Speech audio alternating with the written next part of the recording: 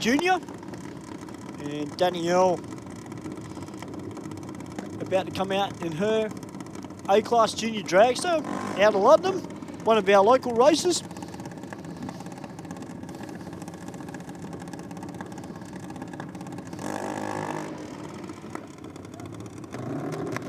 And then coming up with the Junior Dragster, guys, we've got an awesome field of, after Junior Drag Bike, we've got an awesome field of modified cars out the back. There's a few nervous people in modified. A few of them just want to get this first run out the way, Steve. Yes. I know that Stephanie Heisman's is one of those. And I'm sure once Steph puts the helmet on, I reckon she'll be right. She'll be right. Well, I think too, the first round is always, first round of qualifying, there's always that little bit of nervousness, I suppose. Then you settle into a routine, and then of course tomorrow we have race day, and there's always the first round nerves that come along with that. Once you get through the first round, you tend to relax it. Well, no, I used to relax a little bit more. Yep. All right, so Alira into pre-stage. Daniela now into full stage. Alira's dropped into deep stage. That's where she knocked out that top light on the Christmas tree. Leaves with a 106 red light. Daniela with a 083 green. She'll get the win. 786 with a 83 mile an hour there in the rocket lane to an 813 with a 7. Yeah, Cardam in the aeroflow lane. A little bit too quick there for Axiak. Just have to pick it back. I think one thing too, Steve, a lot of people don't realise is these junior dragsters can be a little bit tough to tune at times as well, with the air conditions and everything else. Well, of course, only being a single-cylinder engine, they are subjected to the weather conditions probably more so than a V8 or a bigger capacity engine, because naturally the atmospheric conditions only allow it to burn so much fuel and air. So if that, say, humidity goes up, that air obviously has a lot more water content, and that's not good for performance. So therefore the engine doesn't run as good, and therefore not as fast. Yes. All right, Harry Ryko, the Autobahn at Albion Park, A Junior, out of there with a .107 on the tree, 1.66 seconds to the 60 foot, and runs on through, 8:01 with an O. Great pass here from Harry Ryko. And that rounds out qualifying number 1 of Junior Dragster. We're about to get into our exhibition for one of our new classes here in Australia, Junior Drag Bike. I've been pumped for this. I cannot wait. Well, that's one thing that the dragsters don't do, Stu, and that is a big smoky burnout, like we've just seen from the rider in the aeroflow lane. So it's one advantage of the junior drag bike. They're obviously a little bit more gearing. They have a gearbox rather than just a centrifugal clutch, I dare say. Yep. So this rider down here is Bobby Schulter, and it's a Kawasaki Ninja 300. So this is one of the older kids. The older kids are allowed to run a 300cc. The younger kids can run a 125. And unfortunately, no time recorded because he's just left. Just rolled the beams, I think he did. But next up, we're going to have James Loday, who's on board the Yamaha R15. And then in beside him is Jaden Badcock from Slacks Creek on board the Yamaha YZF 125.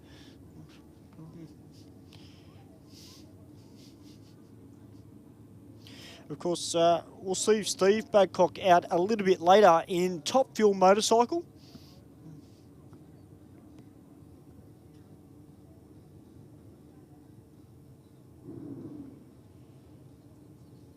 This is a great initiative in Australian drag racing. Of course, if you're on YouTube, guys, make sure you check out some of the videos of the young kids on junior drag bikes. Some of them in America look so cool. Some of them got like a mini square tire on the back of them. They make them look like pro stock bikes over in the States. Yeah, I was just going to say, I've seen a few that where these riders are a little bit more vertical in their riding position. I've seen a few where they lay right over, as you say, more like a pro bike or a top bike sort of position. But Jaden runs through there for a 12.04, 60 mile an hour. Yeah, Jaden reckons he can get that bike down into the 11s. He's gone and best of a 12.01, I think he said this morning, or 12.0. So, you know, great effort from him. And once again, guys, to all the parents, credit to you guys too for getting the young kids on these bikes. And I can't wait to see more of them. Oh, exactly right. I mean, the dragster category started off some 25 odd years ago, or a little bit longer, probably closer to 30 actually. But of course, the junior drag bike just starting off here in Australia, so we will see that class grow, of course, over time. And it's fantastic that, as Stewie said, that the parents are able to get their kids involved in such a great sport. It is. Well, ladies and gentlemen, I'm going to have a bit of a break, and we're going to welcome to the microphone for the first time today Mark Allen, who will be calling the modified class with Stephen Bush. Thank you very much for your services, Stu. We look forward to working with you a little bit later today with the rest of the sportsman category. We're just down the bottom end of the racetrack now, just packing away the junior apparatus, I suppose you could say, because of these cars and bikes only running to the 8th mile mark here at Sydney Dragway. And of course, the modified eliminator class, they'll run the full quarter. Welcome to the microphone, good friend of mine, Mark Allen. It's fantastic to have you here at Sydney Dragway. Thank you, mate. Thank you for being here. Let's see. So we're getting into modified eliminator, one of my favourite classes this weekend. I had to jump on the microphone for modified. That's all right. It will be qualifying session number 1 for those guys and girls. Any goss out of the pits that you can share with us just while we're waiting for the fire-up signal? I honestly have not spoken to anyone in the sportsman categories really? yet this morning. Sorry, it's been really full on for us this morning, just with meetings and such. And just on the early stuff here for us guys. And the pro stuff later on. But this is my first look at the sportsman category, guys, this morning. So, what have you heard, Steve? I haven't heard anything specifically through the modified pits, but there's been a number of cars out at the recent test days and whatnot have done some pretty good times. We've seen a few newer comers to the category, and of course a lot of familiar faces. There's been a few people shuffling around vehicles within the category. Yeah, I'm just having a look at the entry list for Modified Eliminator this weekend. We've got 17 entered. Some quality names in that entry list as well. And I'm looking down, I can see the reigning 400th under champion, Andy Driver, has made the trip from Queensland. So he's down here this weekend. I've seen him in the back of the lanes in their dragster. Of course, our Modified Eliminator is an open class for open vehicles. So we'll see the likes of roadsters, altereds and dragsters. And the basic rules of Modified Eliminator is... to dial your own class. Yep. Get to the finish line first. Don't go quicker than you dial in, and you win. It's pretty simple when you put it like that. It's much easier said than done, isn't it? I know. It is. These guys, they've got very consistent cars. So it's all about consistency in Modified Eliminator. You want a car that's predictable, that's going to run the ETs that you think it's going to run in these weather conditions. It is qualifying for these guys. Usually with qualifying, it's there's no pressure in qualifying other than you want a car that's going to get down the track 3 times. Yep. And run with numbers that you expect it to run. Yeah, because obviously if the car runs consistently from a performance point of view, it makes it a lot easier to pick a dial in when it comes to racing. And you know, you yourself know, Mark, that Modified Eliminator is one of those categories where most races in eliminations are decided by only a few thousandths of a second. That's it. You're right. We're talking thousandths of a second when you're talking Modified Eliminator. You're looking at what are the variables that you can't control? That's track conditions and weather conditions. So you don't want to touch your car because that's a variable that you can control as the car. So if you've got a setup that's happy, that's safe, you don't touch that. You leave the car where it's happy, and then you start predicting what you think it's going to run. So you just look at those variables like the weather and the track, and then you trying to input what you think the car is going to run, what you Yes. think it's going to run based on that. And obviously the data that you collect Yeah. from past meetings and of course the current one that you're on, depending on if you've made any updates or anything like that through between race meetings, because obviously that, you know, we hope that improves performance.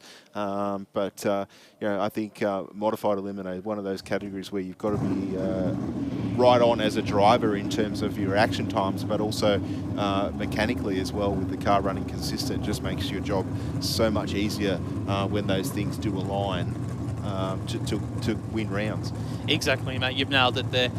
And that's the big thing with these modified drivers, is that it is all about the reaction time off the start line. You'll see most of these girls and guys want to get under that 20, under 20, Yeah. you know, in qualifying. Yeah, wow.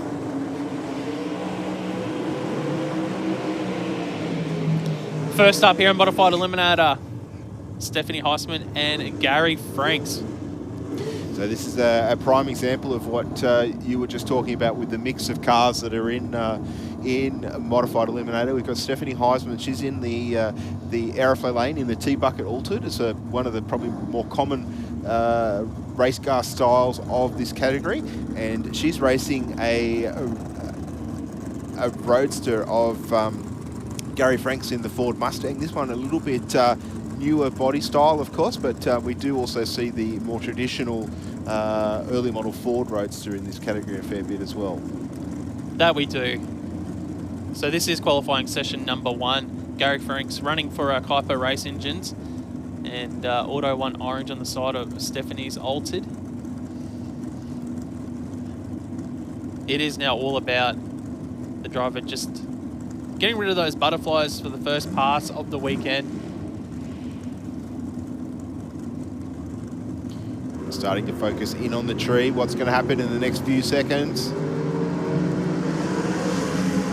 Heisman's away with an 0.28 reaction time, but way over towards the wall on the hit of the throttle. She's out in front and will take the win with an 8.02 at 162 mile an hour, and an 8.18 with a 4 for Franks in the rocket lane there.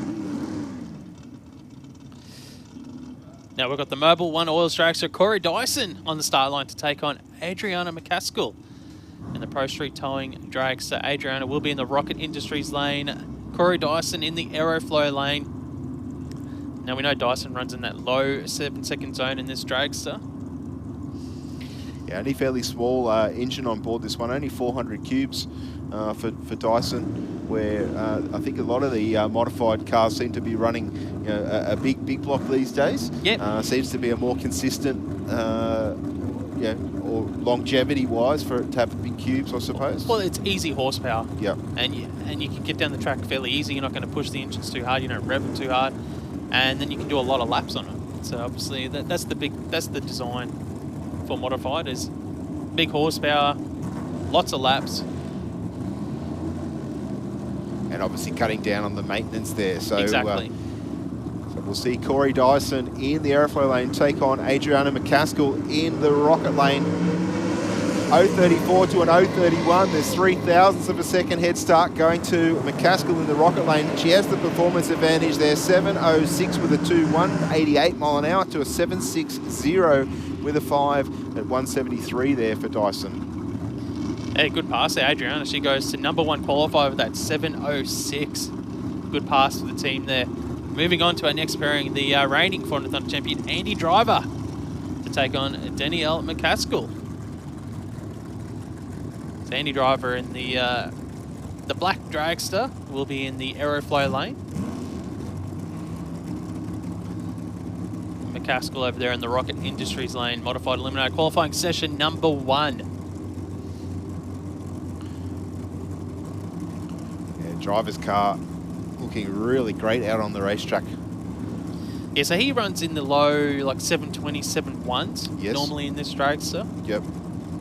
We're going back to what you were saying before with the horsepower of these cars, that sort of time frame, you know, low 7s doesn't seem to be too difficult to maintain in this category, especially running that sort of horsepower in. Well, that's it, mate. These guys will do a lap, go back, throw some fuel in it, pack the chute back up, and they're ready to go. Yep. because when we're racing tomorrow night, that's what they have to be able to do. They check the tyre pressures as well. Yep. There's 3 things you got to look for. All right, both races into full stage. 025 to an 030. Driver away with a 108.60 foot. That car straight down the centre of the lane. 714 with a 9. 188 for driver in the aeroflow lane there. And I've unfortunately missed McCaskill. Yeah, Danielle went 755 in the lane beside him. Thank you very much. Andy Driver there, good pass, goes to number 2 qualifier with that. Next pairing up, we've got Anthony Rochella in the hot rod, the coupe, taking on Jess Turner in the dragster. I saw this car up at Willowbank a couple of years ago when I went up to watch the Winter Nationals. I love it, Mark. I'm definitely a hot rod fan. A Ford guy, but I do quite like this the Chevy coupe for Rochella. And Jess Turner's car, I'm sure you're aware of this one. Only 407 cubes of Chevy on board this one, but is running a little bit of nitrous. We can see the purge. As she just clears those nitrous lines, this car running into the 690s. Even possibly the 680s. 680s. Seen her in the 680s before. Has a tendency to carry the front wheels, even with the wheelie bar.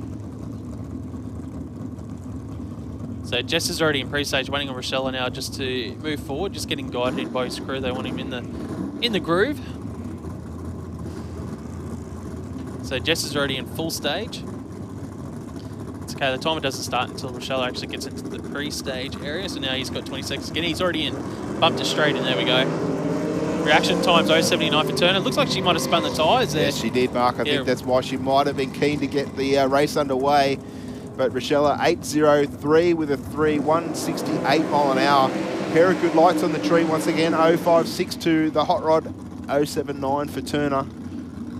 14.5, definitely not a representative time out of that drag, so we hope to see her back for qualifying session number 2. Yeah, it's surprising to see Jess spin the tyres. She's usually fairly consistent, even though with all that horsepower she said. I think I've only seen her spin the tyres really once in that dragster. But there you go, happened here today. Next up, we've got Daniel Flack in the Alta to take on Simon Barlow in the rear-engine dragster. Now, this dragster, Simon Barlow's, I think we might get a new number 1 qualifier here in this pass. Yes, I know. I was going to say I've seen this car into the 6s on a number of occasions. Yeah, it should run in, if everything's right, he should run a 670 on this pass. Okay, do you think the weather might affect that a little bit right now? Well, after just seeing Jess spin the tyres, you know, Simon's dragster, it hits the tyres hard on the launch. Is he susceptible to the same things that we just seen happen to Jess's dragster? Possibly, with that sort of horsepower.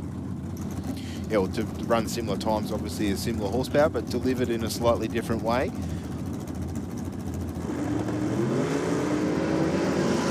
Lifting the front wheels there for Bonello.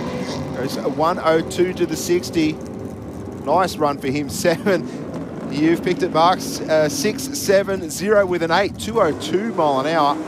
And an 8.25 with a 1 there. There you go. If you need any more tips for dial-ins later on, Simon, you know where to contact me. Yep. Next up, Dave Porter in the dragster take on Alison Stewart in the dragster as well for LA Racing Lubricants and Ellie's dragster there. The red dragster over in the Rocket lane. And Porter will be in the Aeroflow lane. Well, looks like this... Oh no, she's got reverse there. I thought Stewart might have struggled to get reverse there after the burnout, but... the car of Porter running a 632 cubic inch big block Chev with a Ford power plant on board for Alison Stewart.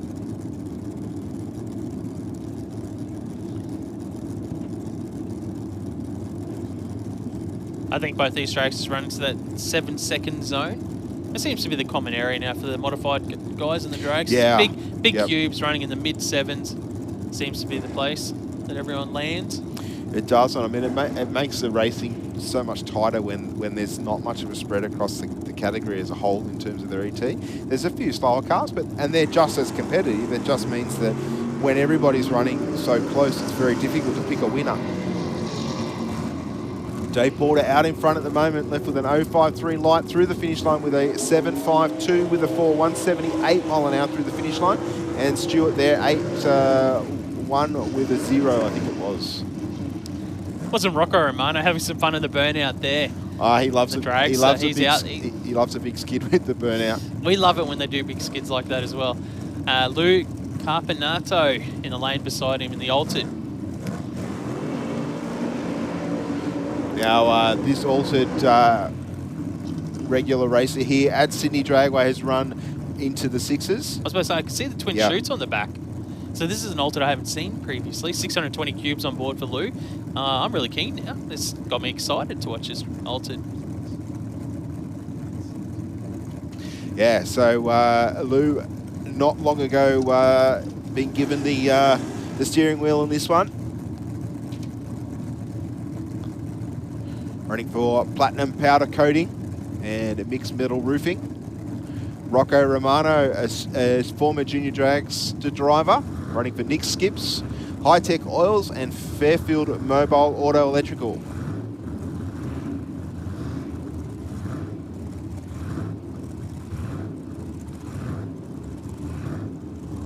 Romano just sitting in pre-stage while the Carpinano team go through their pre-launch or pre-race routine, just adjusting the wheelie bars. So what they're doing there is making sure it's set at the right height so that it doesn't carry the front wheel too high in the air.